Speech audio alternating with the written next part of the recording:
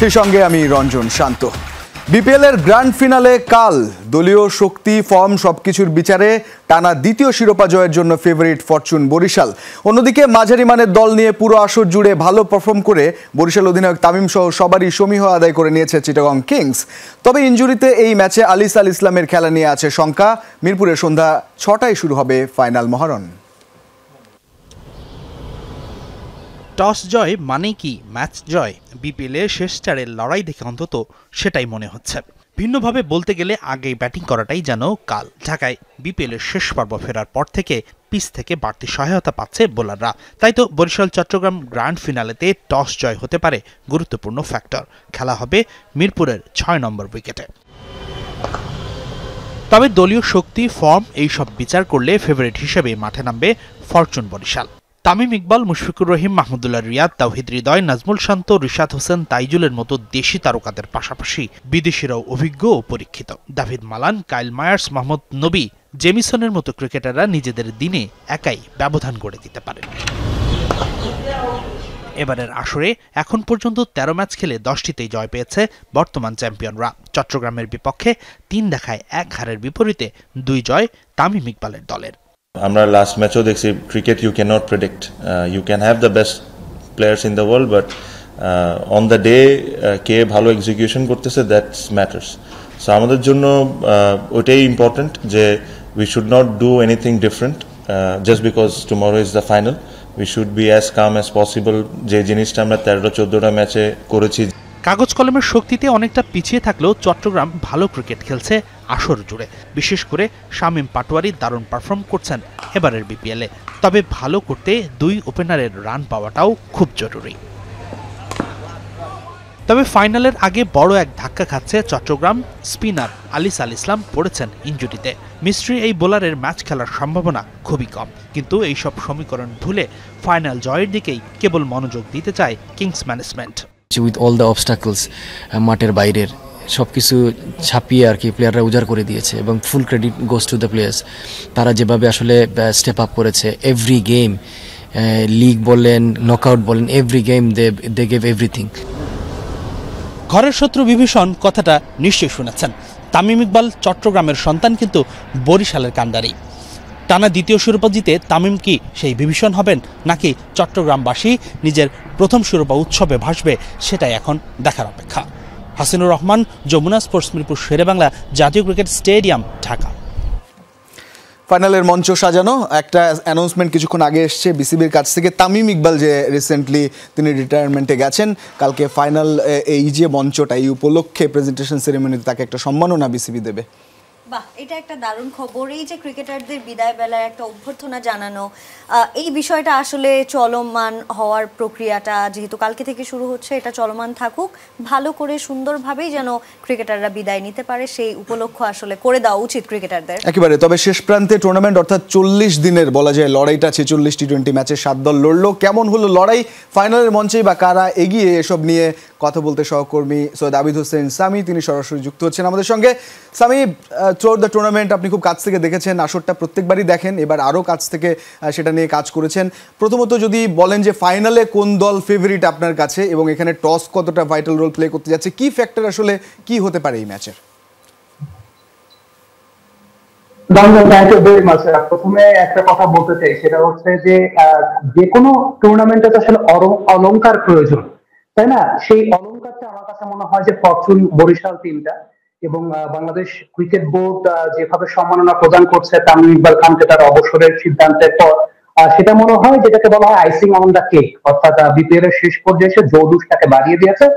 আপনি যদি technical point of view থেকে বলেন, অবশ্যই কাগজে কলমে তো ফরচুন বরিশাল তারা যেভাবে এগিয়ে আছে বা তাদের দলে যে নামের ভারটা আছে, সবকিছু মিলিয়ে কাগজে কলমে তারা যে কোনো টিমকে আউটপ্লেট করতে পারে। কিন্তু মাঠের ক্রিকেটের পয়েন্ট অফ ভিউ থেকে চিন্তা করলে চিটাগাং কিংস এর বোলিং লাইন আপকেও আপনি একেবারে পেছনে রাখতে পারবেন না, কারণ এই টুর্নামেন্টে তারা যেভাবে প্রোগ্রেস করেছে, বিনুরা ফার্নান্দো, খালেদ আহমেদ, শরীফুল ইসলাম, তাদের এই কম্বোটা কিন্তু বেশ সাজালো, বেশ ভালো। বিশেষ করে আমার কাছে ব্যক্তিগতভাবে মনে হয় যে এই টুর্নামেন্টের সবচেয়ে কনসিস্টেন্ট বোলারটার নাম খালেদ আহমেদ, এবং তারা সবচেয়ে বড় অ্যাডভান্টেজের জায়গাটা আমার কাছে ব্যক্তিগতভাবে যেটা মনে হয়, ফরচুন বরিশাল এবং চিটাগাং কিংস এই টুর্নামেন্টে ফাইনাল নিয়ে চতুর্থবারের মতো মুখোমুখি হতে যাচ্ছে। তো এটা একটা খুব গুরুত্বপূর্ণ বিষয় যে একদম চেনা প্রতিপক্ষ এবং প্রত্যেক বোলার ব্যাটারদের দুর্বলতা সম্পর্কে আরো অনেক বেশি মাত্রায় হোমওয়ার্ক করার সুযোগ পেয়েছেন।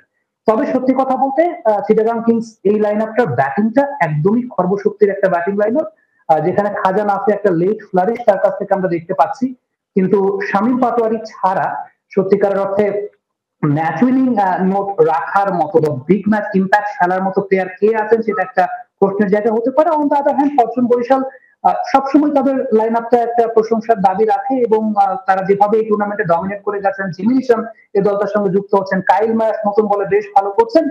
টসের ক্ষেত্রে আপনি মেগা ফাইনালে একদম সত্যি কথা যেটা যে আমরা মিরপুরে এবার যেরকম দেখেছি যে হ্যাঁ প্রথমে ব্যাটিং করা দল রাতের ম্যাচে অ্যাডভান্টেজ পেয়েছে, চেজ করা দল খুব বেশি অ্যাডভান্টেজ পায় না, বা লাস্ট ম্যাচটা আমরা দেখলাম যে চেজ করা দল তারা ম্যাচটা জিতেছে।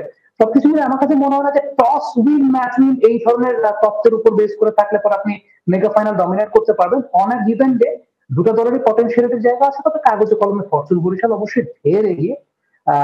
চিটাগাং কিংস এর ব্যাটিং লাইন আপটা একটু খর্বশক্তি, যেটা একটা দুশ্চিন্তার কারণ হতে পারে।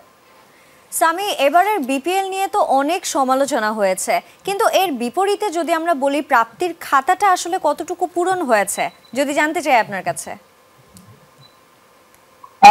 আমার কাছে ব্যক্তিগতভাবে যে বিষয়টা মনে হয় যে এই বিপিএল এ মাঠের ক্রিকেটের কম্পিটিটিভনেস এর জায়গাটা যদি আপনি চিন্তা করেন তাহলে তানজিদ হাসান তামিম বেশ ভালো ফ্লারিশ তার হয়েছে। তার বেশ কিছু দুর্বলতার জায়গা ছিল, সেই দুর্বলতার জায়গা থেকে আপনি তাকে দেখেছেন এই টুর্নামেন্টে ডমিনেটলি ব্যাটিং করতে। একটা সিজনে ম্যাক্সিমাম নাম্বার অফ সিক্সেস তিনি মেরেছেন, সবচেয়ে বেশি সংখ্যক ছয়ের রেকর্ডটা এই মুহূর্তে তার আছে।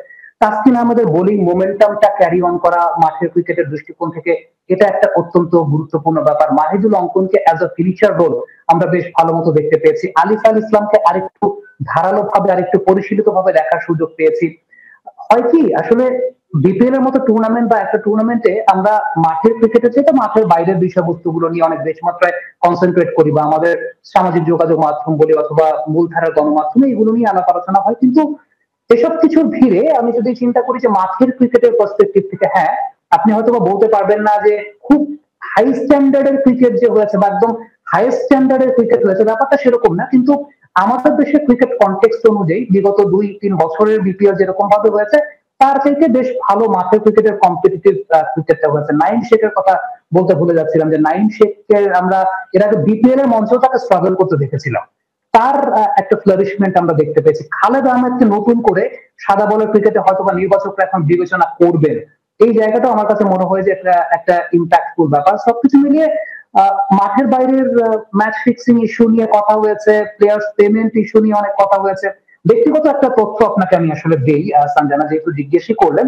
কোন একজন প্লেয়ার, আমি নাম মেনশন করতে চাই না, কোন একজন প্লেয়ার আমাকে একটা কথা বলছিলেন যে তারা পেমেন্ট পান নাই, বাট ওই যে পেমেন্টটা যে পান নাই তাই বলে নিজের পারফরমেন্সে কি কোনো প্রকার কাটা পড়বে বা কোনো প্রকার ভাটা পড়বে বা ঘাটতি হবে তা কিন্তু না। তারা একটা ব্যাপার মাথায় রেখেছে যে তারা প্লেয়ার্স পেমেন্ট পান নাই, ম্যাচ ফিক্সিং হচ্ছে কি হচ্ছে না, সেসব আলোচনাও যেমন একদিকে আছে, ঠিক তেমনি ভাবে তিনি যদি ডিমোটিভেটেড হয়ে ক্রিকেট খেলেন রেকর্ডটা কিন্তু তার নামের পাশে যুক্ত হবে। অর্থাৎ এই যে স্ট্যাটিস্টিক্সটা, সেই স্ট্যাটিস্টিক্সটা কিন্তু তারই। স্ট্যাটিস্টিক্সে লেখা থাকবে না যে ওই প্লেয়ার পেমেন্ট পান নাই দেখে তার ওই দিন মন খারাপ ছিল তাই তিনি 4 ওভারে 40 রান দিয়েছেন। এই বিষয়টা আমি ইয়াং ক্রিকেটারদের মাথার মধ্যে যে আছে, এটা আমি মাঠ থেকে খুব কাছ থেকে যেহেতু ডাগ আউট কমেন্ট্রি করছিলাম তাদের কাছ থেকে এই বিষয়টা অন্তত আমি আপনাকে এনশিওর করতে পারি যে অনেক প্লেয়ারই আছেন পেমেন্ট পান নাই, টিএ দিয়ে পান নাই, বাট তারা পারফর্ম করেছেন, কারণ তারা এই বিষয়টা বিশ্বাস করেন যে আমরা এই যে প্লেয়ার্স পেমেন্টটা আমরা পাই নাই কিংবা আমাদের এখানে ম্যাচ ফিক্সিং জনিত সন্দেহের কিছু বিষয়বস্তু ঘটছে, এগুলো কিন্তু রেকর্ড বুকে লেখা থাকবে না। রেকর্ড বুকে লেখা থাকবে ওই বোলারটা 4 ওভার বল করে 40 রান দিয়ে কোনো উইকেট পান নাই। তার মানে আগামী 1 বছর পর যখন তাকে আরেকটা দল নিতে চাইবে তার দলে, তখন কিন্তু তারা এই রেকর্ডটা দেবে যাচ্ছে ওই বোলার তো চলে না, ওই বোলার তো 4 ওভারে 40 রান দিয়েছে। তারা কিন্তু এটা বিবেচনা করবে না যে ওই বোলারটার যে মন খারাপ ছিল কারণ তাকে পেমেন্ট দেওয়া হয়নি। এই যে ম্যাচুরিটির জায়গাটা প্লেয়ারদের ভেতরে আছে, এটা আমার কাছে খুব ইমপ্রেসিভ লেগেছে ব্যক্তিগতভাবে। আমি বেশ কয়েকজন তরুণ ক্রিকেটারের সঙ্গে কথা বলেছি, নামটা মেনশন করতে যাচ্ছি না, বাট এটা আমার কাছে মনে হয় যে অন্যতম পজিটিভ একটা ফ্যাক্টর। একেবারে হোপফুলি মাঠের যে খেলাটা সেটা জমবে, ক্রিকেটের জন্য ভালো একটা দিন যাক ফাইনালের মঞ্চে, সেটাই প্রত্যাশা করছি। শুভকামনা থাকবে দুই দলের জন্য, and good luck for your final commentary as well. Sami, অসংখ্য ধন্যবাদ যুক্ত হওয়ার জন্য। টিম হোটেলে খুব সাদামাটা ভাবে করা হলো বিপিএল এর ট্রফি নিয়ে ফাইনালে ওঠা দুই দলের ফটোশুট। উদ্বোধনী অনুষ্ঠানের জন্য প্রায় 7 কোটি টাকা খরচ করা হলেও ফাইনালের জন্য ছিল না কোনো পরিকল্পনা। দেশের আইকনিক কোনো জায়গায় সহজেই হতে পারত ফটোশুট। এই সমস্যার জন্য বিসিবির পূর্ব পরিকল্পনার অভাবকেই দায় দিচ্ছেন তামিম ইকবাল।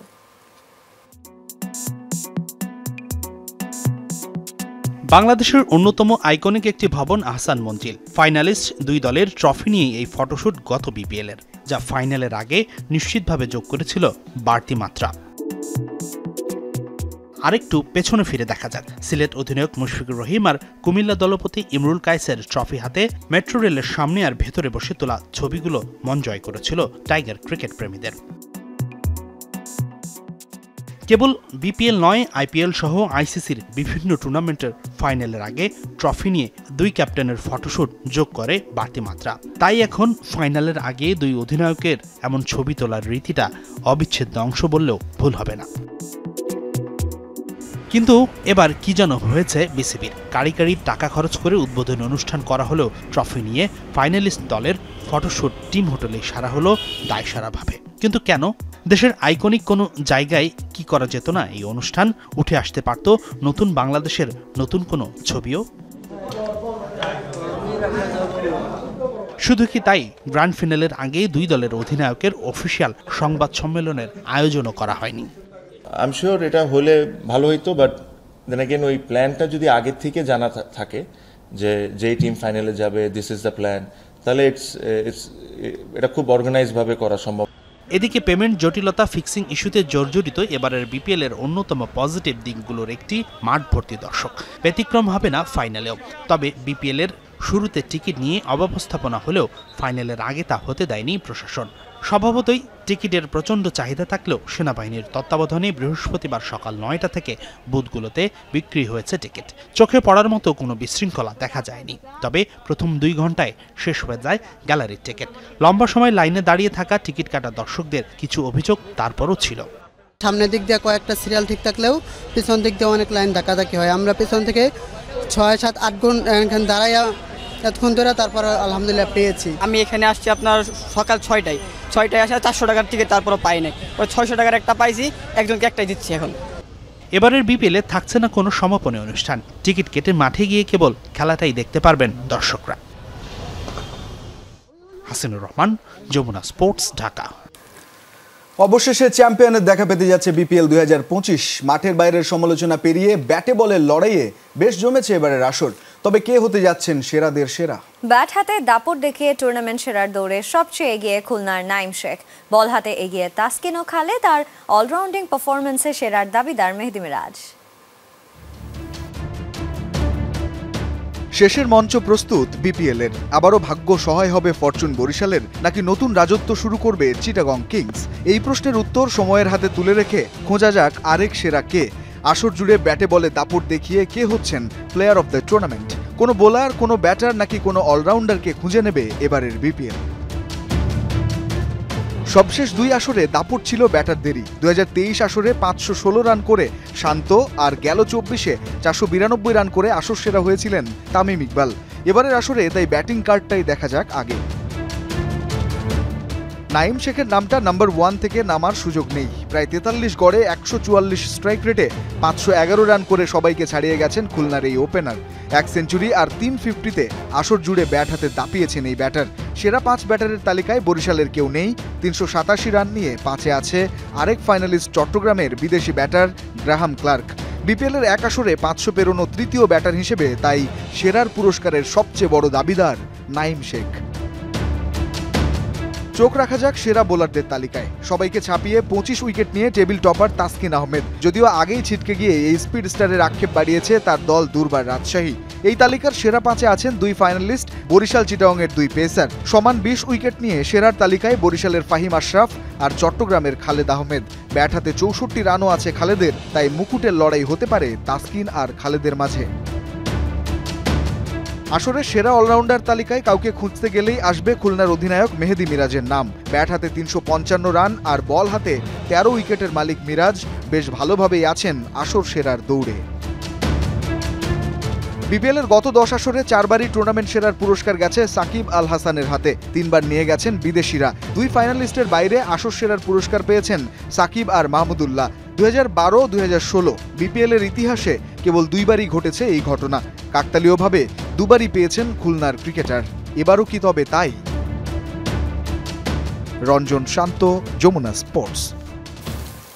জয়ের প্ল্যানেই নেমেছিলেন ব্যাটিংয়ে। হোল্ডারকে 6 মারার পরই বিশ্বাস ছিল তিনি পারবেন। চিটাগংকে ফাইনালে তোলার নায়ক আলিস আল ইসলাম জানালেন তার অনুভূতির কথা। চোটের কারণে ফাইনালে অনিশ্চিত এই স্পিনার প্রথমবারের মতো কোচ সালাউদ্দিনের প্রশংসা পেয়ে উচ্ছ্বসিত এই কিংস তারকা। ব্যাটিংয়ের জন্য আগে থেকেই আলিসকে প্রস্তুতির পরামর্শ দিতেন কোচ সালাউদ্দিন। ছিটকে যাওয়া একটা ম্যাচে নতুন করে আশা জাগানো, তারপর ইনজুরিতে মাঠ ছাড়া, এরপর শেষ বলে যখন প্রয়োজন 1 বলে 4 রান, তখন খুঁড়িয়ে খুঁড়িয়ে আবারও মাঠে ফেরা, দারুণ এক শট, অবিশ্বাস্য এক ফিনিশিং। চিটাগংকে ফাইনালে তোলার ম্যাচে নায়ক বনে যাওয়া আলিস আল ইসলাম আছেন আমাদের সাথে। আলিস, স্বাগত আপনাকে। শেষ যখন 3 ওভারে 34 রান প্রয়োজন ছিল, আপনি তখন নামলেন, ওই সময় আসলে মাথায় কি ঘুরছিল? যখন আমি নামলাম তখন সানি ভাইয়ের আমি কথা বলতেছিলাম যে ক্রিকেট ফানি গেম, যে কোনো কিছুই হইতে পারে।